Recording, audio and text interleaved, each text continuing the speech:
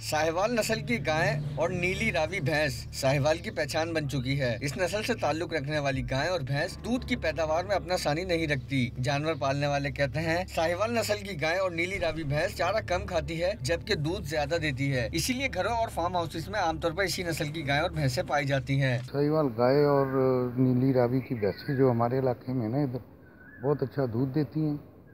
अच्छा कम खर्चे में ज़्यादा दूध देने वाली हैं। हम शौक से इन भैंसों को पालते हैं। साहिवाल नस्ल का बछड़ा गोश्त की पैदावार के लिए भी मशहूर है। महकमा लाइव स्टॉक के माहिरीन काश्तकारों को साहिवाल नस्ल की गाय और नीली रावी भैंसें पालने का ही मशवरा देते हैं। इस गाय की खसूसियत यह है कि साहिवाल गाय दूध की पैदावार बहुत अच्छी होती है।